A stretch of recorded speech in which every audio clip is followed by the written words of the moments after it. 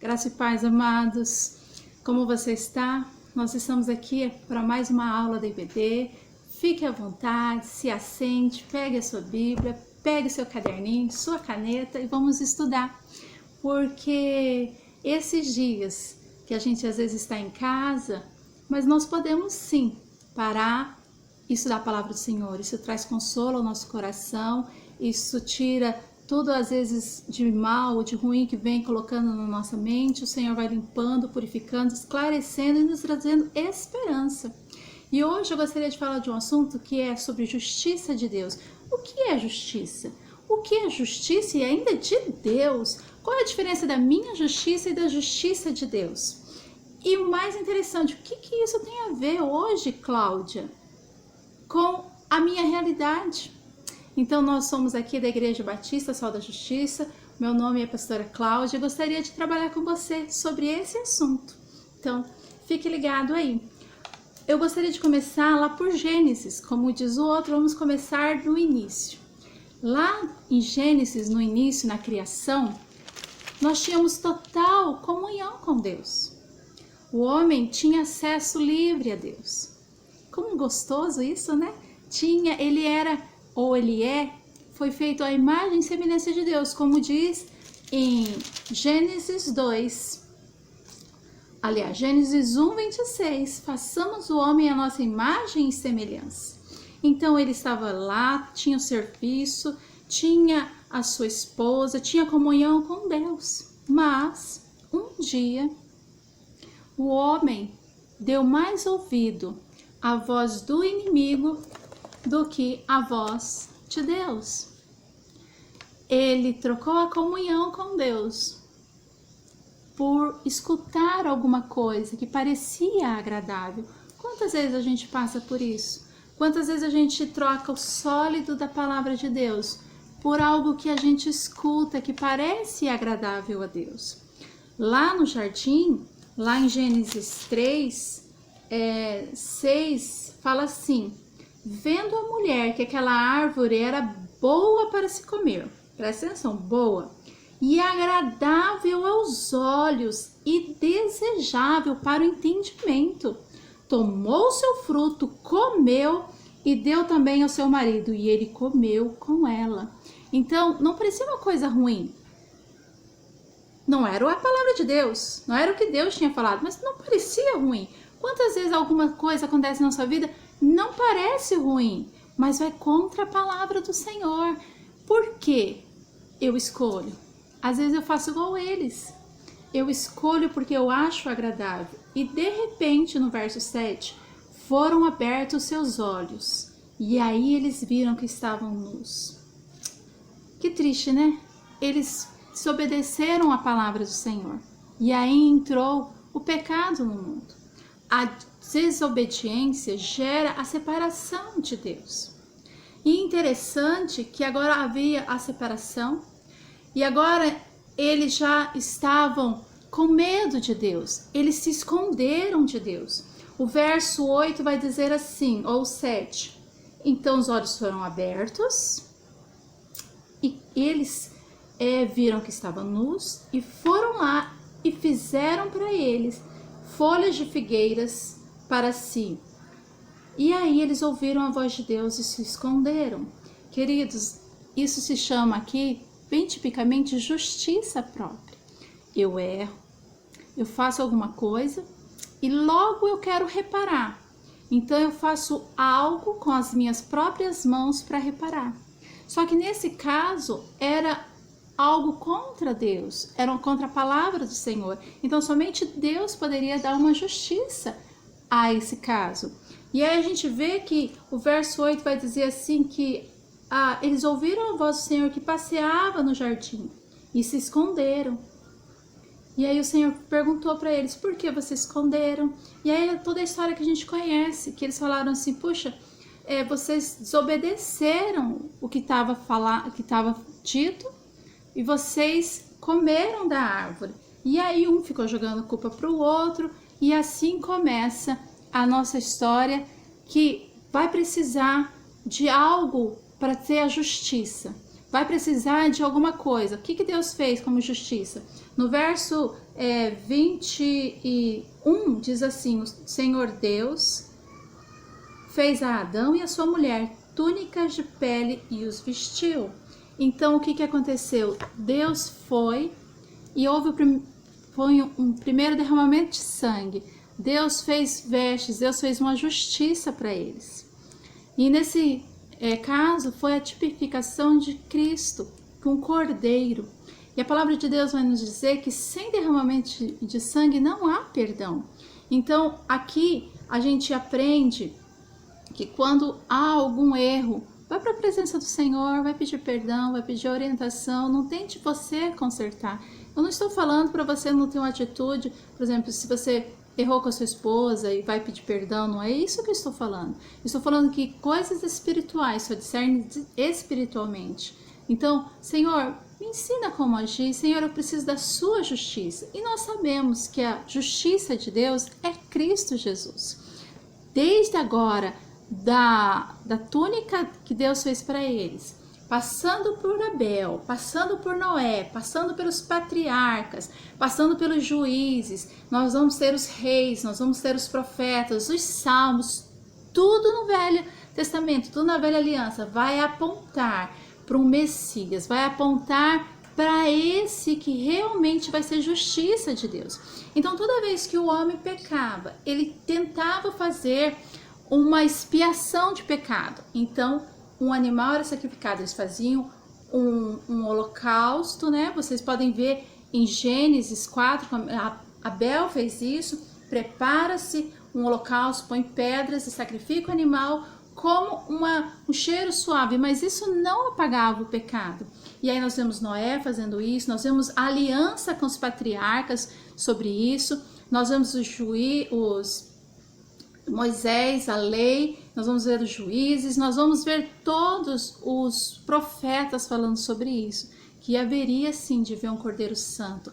Lembrando a Páscoa, lembra da Páscoa? O Cordeiro, o sangue nas portas, um Cordeiro Santo, um Cordeiro sem pecado que tiraria o pecado do mundo.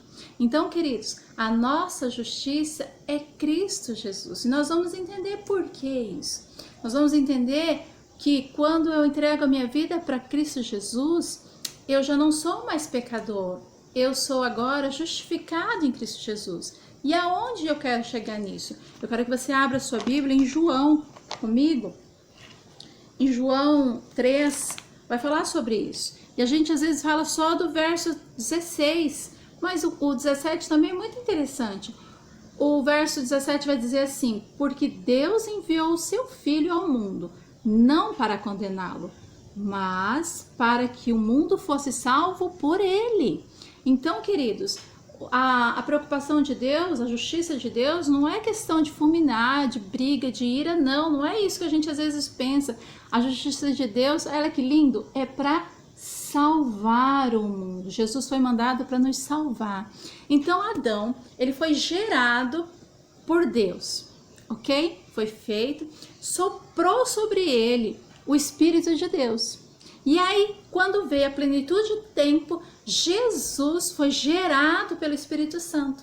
Então, o primeiro Adão, agora o segundo Adão, gerado no Espírito. Um homem que não pecou. A Bíblia fala que ele foi tentado em todas as coisas, mas ele não pecou. E aí, quando foi a cruz no Calvário, quando ele se entregou para o mundo, quando ele se entregou e falou, está consumado, ele cumpriu ali o ato de justiça, o sangue de um justo derramado sobre o pecado. E a Bíblia vai falar sobre isso. E eu gostaria que você abrisse comigo em Romanos. Paulo vai trabalhar muito sobre esse assunto. Romanos 3 vai falar sobre isso, que todos pecaram e destituídos estão da glória de Deus. Todos, porque lá é o pecado original. Lá no Éden teve esse pecado original. E agora, em Romanos 3, 23, ele vai falar isso. Eu vou ler para vocês. Falei todo ele agora. Porque todos pecaram e destituídos estão da glória de Deus. E agora, o que fazemos? E lindo também, Romanos 5, 8 vai dizer assim: mas Deus prova o seu amor para conosco, em que Cristo morreu pelos nossos pecados, sendo nós ainda pecadores, um plano de salvação, um plano de justificação. O amor de Deus é muito grande pela minha vida e pela sua. Você acha que nesse tempo agora que estamos vivendo, o amor dele ficou menor? O amor dele se esfriou? Você acha que Deus agora, de tudo que ele fez por nós, ele nos ama menos? E eu acho lindo, voltando no Romanos 3, e se você for um pouquinho mais para cima, no 21 vai dizer assim: mas agora se manifestou sem lei a justiça de Deus, tendo o testemunho da lei dos profetas, isto é, a justiça de Deus pela fé em Cristo Jesus, para que todos, sobre todos que creem, sejam o quê? Não tem diferença? Sejam salvos. E aí o 23 que a gente já leu, o 24 também é muito interessante. Sendo justificados gratuitamente pela sua graça, pela redenção que há em Cristo Jesus, a qual propôs para apropriação pela fé no seu sangue, para demonstrar a sua justiça pela remissão dos pecados dantes cometidos, sobre a paciência de Deus, para a demonstração da sua justiça nesse tempo presente, para que ele seja justo e justificador daqueles que têm fé em Deus. Então, queridos, o que eu preciso hoje? Ser justificado. Segundo Romanos, eu crer em Cristo Jesus. Então, entenda o plano de salvação. Eu creio que ele veio, que ele entregou a vida por mim, que ele morreu pelos meus pecados, e aí eu creio nele. Então, aquele sangue carmesim, ele justifica sobre o meu coração, sobre a minha vida. Eu acho muito lindo Romanos 10, que vai falar assim: aquele que crê e confessar que Jesus é o Senhor será salvo. E aí, se você for de novo em Romanos 5, que a gente voltou ali em Romanos 5, que fala do amor de Deus, e o mais embaixo vai falar assim, o verso 9: logo, muito mais agora, sendo justificados pelo seu sangue, seremos por ele salvos da ira. Porque se nós, sendo inimigos, fomos reconciliados com Deus pela morte do seu Filho, muito mais agora seremos salvos. Então, queridos, o sangue de Jesus Cristo nos purifica de todo pecado. Quando eu creio nele, eu sou justificado nele. Então eu deixo a minha posição de pecador e agora eu sou justo. Não é por mérito meu, mas é por mérito de Cristo que ele fez na cruz do Calvário. A Bíblia fala que ele nos tirou do império das trevas e nos colocou no reino da luz. Ora, se ele me tirou do império das trevas, eu não posso mais estar ali, me sentindo ali, eu sou pecador. Não, ele me tirou e ele me colocou no reino dele, o reino do Senhor Jesus. Então, mesmo às vezes parece que eu não sinto isso, eu sou sim justo, justificado pelo sangue do Cordeiro. E a minha postura tem que ser conforme esse ato de Jesus por mim na cruz, o que ele conquistou por mim. E aí Paulo vai falar muito sobre isso em suas cartas. Ele vai nos colocar essa nova consciência de nova criatura, de quem eu sou em Cristo Jesus. Não agora do que eu penso, do que eu faço, das minhas justiças, mas o que Jesus fez por mim. E isso faz uma diferença muito grande na vida de um crente. Porque, ora, eu sou salvo em Cristo Jesus, a minha vida não é mais a minha. Então eu vou viver, eu vou renovar a minha mente conforme Cristo vai me ensinar, conforme a palavra me ensinar. Eu não posso mais ser como uma moinha que o vento espalha. Eu vou para cá, eu vou para lá, ora eu quero fazer uma coisa. Não, eu vou para a palavra. Senhor, me orienta, me instrua. Romanos 8 vai falar que o Espírito Santo vai nos ensinar, que o Espírito Santo intercede por nós, que ele jamais vai estar longe da gente. A Bíblia fala assim em Romanos 1 que nenhuma condenação há para quem está em Cristo Jesus. Ora, isso é para eu viver pecando? De forma nenhuma. É para eu ter a consciência quem eu sou em Cristo Jesus e viver conforme isso colocado. E aí ele vai falando muito mais, ele vai falando sobre, olha Romanos 5, achei muito legal isso, que Romanos 5 vai falar assim, lá no verso 17, porque se pela ofensa de um, quem? De Adão, entrou a morte, muito mais agora vamos receber a abundância da graça, do dom da justiça. Reinarão em justiça, reinarão agora, reinarão em vida por um só. Quem? Jesus Cristo. Pois assim como por um só ofensa veio o juízo sobre todos os homens para a condenação, mas agora por um só ato de justiça, verso 18 que eu estou lendo de Romanos 5, veio a graça sobre todos os homens para a justificação de vida, porque como pela desobediência de um homem muitos fizeram pecadores, agora pela obediência de um, Jesus, muitos serão feitos justos. Glória a Deus, aleluia. Eu não sei você, mas eu me sinto muito bem com essa palavra. Eu me sinto segura de quem eu sou em Cristo Jesus. Eu sinto a confiança que o Senhor tem dado para as nossas vidas. Queridos, eu não estou falando de repente você errou, pecou. João vai nos instruir sobre isso. João 1 vai falar o quê? Se confessarmos os nossos pecados, ele é fiel e justo para o quê? Nos perdoar. Se você de repente está afastado do Senhor, a fé esmoreceu, se achegue a Ele. Como eu faço isso? Hebreus vai me dizer isso, que como eu entrego a minha vida para Jesus, em Romanos 10 vai dizer o quê? Irmãos, agora, Romanos 10, 19. Tendo ousadia, está faltando ousadia na sua vida hoje? Peça para o Senhor ousadia para entrar no santuário pelo sangue de Jesus. Opa, não é mérito meu, é pelo sangue de Jesus, pelo novo e vivo caminho que Ele nos consagrou, pelo véu e pela sua carne, sendo sacerdote de Deus. E acho lindo o 22 que fala assim: nos acheguemos com um coração verdadeiro, com inteireza, com firmeza de fé, tendo o coração purificado da má consciência e o corpo lavado com água pura. Ele fala assim: vamos reter firmes a confissão da nossa esperança. Quem é a nossa esperança? Jesus, porque fiel a que nos prometeu. Queridos, aonde você está alicerçado? Aonde está a sua fé? A minha fé está em Cristo Jesus. Quando eu entendi o plano de salvação, quando eu entreguei a minha vida para Jesus, a minha vida está guardada nele. Ora, Ele me salvou, Ele me tirou do meu estado de pecado, Ele me colocou no seu reino de luz, Ele me lavou. A Bíblia fala que o meu coração agora está mais alvo do que a neve. Então eu tenho que viver nessa postura agora. Vou buscar a palavra, vou buscar o fruto do Espírito, que o fruto do Espírito em Gálatas vai me dizer sobre isso.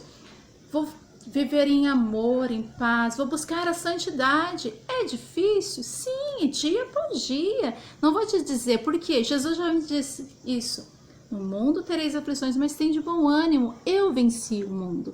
E Ele vai nos ensinar assim para a gente renovar nossa mente todos os dias. Romanos 12 vai falar sobre isso. Salmos 1 vai dizer assim, que bendito é aquele que medita na palavra dia e de noite. Tá difícil, vai para a palavra, vai para Salmos. Às vezes eu não consigo me situar na Bíblia, às vezes o coração está apertado, abro lá em Salmos e tem tantos salmos que fala sobre o coração. E interessante que ele vai falando sobre as suas lástimas e depois ele vai glorificando. Sejamos nós assim, sejamos firmes na justiça de Deus, que é Cristo Jesus. Queridos, não haja por impulso, não haja por você. Entregue seu caminho ao Senhor, confia nele, o mais Ele fará. É o que a palavra de Deus nos diz. Então você tem livre acesso ao Pai. Se você está meio agoniado hoje, dobra o seu joelho ali no seu quarto. A Bíblia fala que em secreto teu Pai te ouve, em secreto Ele vai te recompensar. Não somos a primeira geração a passar por dificuldades. Muitas gerações, vai estudar a história da igreja, estuda o Velho Testamento, estuda a igreja primitiva. Então, o que eles têm em comum conosco? Eles ficavam firmes na fé. Firmes na fé até o fim. Nós somos justiça de Deus, Jesus nos justificou, nós temos uma posição com Ele e hoje eu tenho acesso ao Pai. Senhor, olha, toma a minha vida, toma os meus familiares, toma esse Brasil, toma essa situação. Senhor, eu sei que eu sou justificado pelo sangue de Jesus, por isso eu tenho livre acesso ao Pai. E como é gostoso sentir que eu estou juntinho com o Senhor. Como é bom saber que eu tenho um Pai Celeste. Como é bom saber que Jesus, a expressão exata de Deus, deu a vida por mim. E Ele está me ensinando a como prosseguir dia após dia. E um dia nós nos encontraremos com Ele no céu. Então fica com essa palavra, guarda no seu coração que você é justiça dele em Cristo Jesus. Você é a prova viva do amor de Deus para essa humanidade. Se o Evangelho chegou até você, fique feliz. Ore por aonde tem que chegar o Evangelho. Guarde a sua palavra, guarde essa palavra no seu coração, medita nela dia e de noite. Vamos vencer, estamos vencendo. Romanos vai dizer que nós somos o quê? Mais do que vencedores. Romanos 8 vai dizer que nada vai nos separar do amor de Deus, nem altura, nem profundidade, nada. Então fique confiado nisso, queridos. Um dia abençoado, um estudo da palavra abençoado, junto à sua família, estude a palavra, ore ao Senhor dia após dia e fique preparado que mais um pouquinho teremos outras aulas para a glória de Deus, para fortalecimento da igreja e para que entendimento chegue, para que a gente fique feliz, cresça nele. Um beijo, Deus te abençoe grandemente a sua vida. Amém.